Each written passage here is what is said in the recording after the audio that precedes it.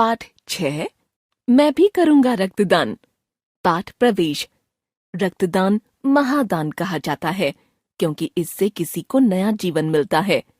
किसी को अपना रक्त देने से शरीर में रक्त की कमी नहीं होती, बल्कि शरीर पुनः शीघ्रता से रक्त बना लेता है। इस वार्तालाप में रक्तदान के संबंध में ही जानकारी दी गई है।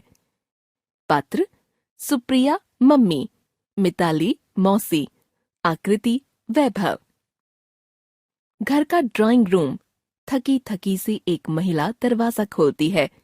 एक अन्य महिला का प्रवेश। दीदी, मैं 5 मिनट से दरवाजा खटखटा रही हूँ, आप खोल क्यों नहीं रही थी? आओ आओ मिताली, कुछ नहीं, काम करके आजकल इतना थक जाती हूँ कि उठा ही नहीं जा रहा था।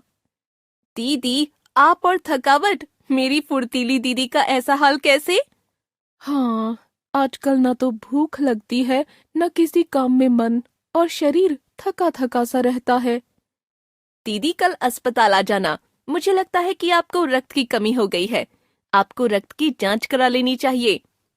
तुम डॉक्टरों को हर समय कुछ न कुछ बीमारी ढूंढने की आदत होती है। आकृति आकर मौसी को गले मिलती है और प्रणाम करती है। मौसी नमस्ते, हमारी तो सुनती नहीं, शायद आपकी मान ले। अरे बाबा, करा लूंगी खून की जांच, तुम्हारी बात तो मुझे माननी ही पड़ेगी, मेरी प्यारी बहन डॉक्टर जो ठहरी। पर थकावट से खून की कमी का रिश्ता मुझे समझ नहीं आया। सुबह घिया काटते हुए चाकू लग गया तो हरा घिया लाल हो गया था। दीदी, मुझे लग रहा है कि कहीं आपको एनीमिया तो नहीं? मौसी, एनीमिया से क्या मतलब? इसके लिए तुम्हें रक्त के बारे में विस्तार से जानना होगा। वैभव का आगमन। अरे वाह, मौसी जी नमस्ते। नमस्ते वैभव, कैसी हो तुम? मैं ठीक हूँ मौसी। आप अभी आकृति को रक्त के बारे में कुछ बता रही थी। हाँ सुनो, देखने में तुम्हें रक्त लाल द्रव के समान दिखता है, किंतु इसे सूक्ष्मदर्शी से देखें तो यह भानुमति के पिटारे से कम नहीं। यह भानुमति कौन मौसी जी? वैभव, तुम चुप रहो, डिस्टर्ब मत करो। सुनना है तो सुनो, वरना जाओ यहाँ से। रक्त के 2 भाग होते हैं। एक भाग वह जो तरल है, जिसे हम प्लाज्मा कहते हैं। दूसरा वह जिसमें छोटे बड़े कई तरह के कण होते हैं, कुछ लाल, कुछ सफेद और कुछ ऐसे जिनका कोई रंग नहीं, जिन्हें बिंबाणु कहते हैं। ये कण प्लाज्मा में तैरते हैं। मौसी नट खोलकर उन्हें दिखाती हैं। मौसी, ये तो बालूशाही जैसे लग रहे हैं। हाँ, ये लाल कण बनावट में बालूशाही की तरह ही होते हैं। बीच में से दबे हुए से रक्त की एक बूंद में इनकी संख्या लाखों में होती है। इसी कारण हमें रक्त लाल रंग का दिखाई देता है। ये कण शरीर के लिए दिन रात काम करते हैं। आश्चर्य से। दिन रात काम करते हैं? रक्त क्या काम करेगा? सांस लेने पर हम जो ऑक्सीजन प्राप्त करते हैं, रक्त के ये कण ही उसे शरीर के हर हिस्से में पहुंचाते हैं। हाँ, एक बात और, इनका जीवन काल बहुत छोटा होता है। 4 महीने के होते होते ये नष्ट हो जाते हैं।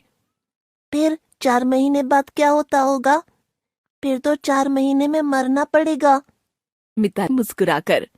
नहीं, ऐसा नहीं है। शरीर में हर समय नए कण बनते रहते हैं जो नष्ट कणों का स्थान ले लेते हैं। और नष्ट भी एक साथ नहीं होते हैं, धीरे धीरे होते हैं। कुछ आज, कुछ कल, कुछ उससे अगले दिन, है ना मौसी? बिल्कुल ठीक।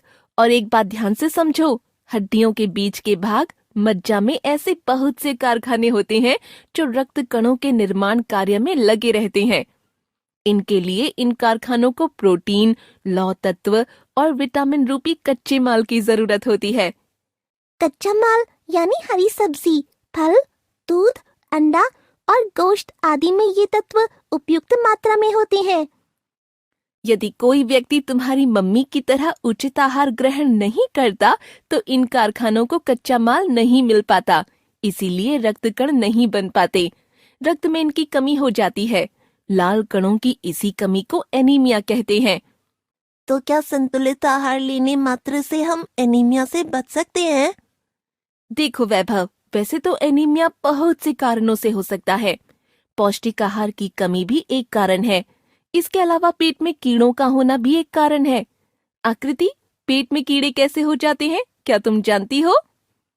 कीड़े प्रायः दूषित जल और खाद्य पदार्थों के साथ हमारे शरीर में प्रवेश कर लेते हैं।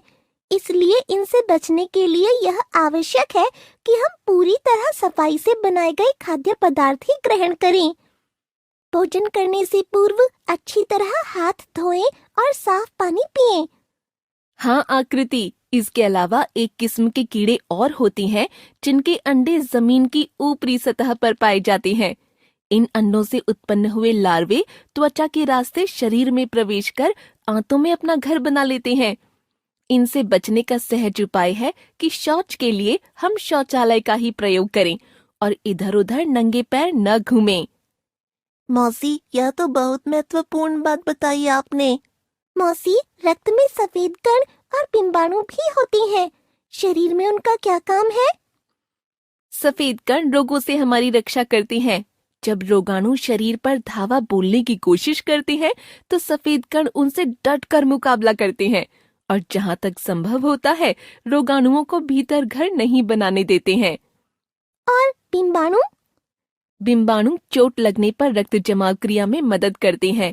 रक्त के तरल भाग प्लाज्मा में एक विशेष किस्म का प्रोटीन होता है जो रक्त वाहिका की कटी फटी दीवारों में मकड़ी की तरह जाले के समान एक जाला बुन देती है। बिंबाणु इस जाले से चिपक जाते हैं और इस तरह दीवार में आई दरार भर जाती है जिससे रक्त बाहर निकलना बंद हो जाता है। चाय लेकर नौकरानी प्रवेश करती है। बातें बहुत हो गईं, अब थोड़ा मुंह को आराम दो, चाय पानी कुछ ले लो। मैं तुम्हारी तरह नहीं थकती हूँ, मेरी चिंता न करो। वैभव, हमारे अस्पताल में रक्तदान शिविर लगा हुआ है, कोई भी वहाँ जाकर रक्तदान कर सकता है, लेकिन रक्तदान करने की न्यूनतम आयु 18 तथा अधिकतम 60 वर्ष तक ही निर्धारित की गई है। अरे मौसी, रक्तदान की क्या आवश्यकता है? उसके लिए तो ब्लड बैंक है ना। जब दादाजी बीमार थे तो ब्लड बैंक से रक्त लिया था। बेटा, लेकिन ब्लड बैंक में रक्त का भंडार हो, इसके लिए हमें समय समय पर रक्तदान करना चाहिए। एक समय में बस 300 मिलीलीटर रक्त ही लिया जाता है। दुखी होकर, रक्तदान में कमजोरी आ जाएगी तो? मेरी तो अगले सप्ताह परीक्षाएं हैं। रक्तदान से कमजोरी आएगी, यह सोच बिल्कुल निराधार है। हमारा शरीर इतने रक्त को कुछ ही दिनों में बना लेता है। गर्वपूर्वक, बिल्कुल ठीक।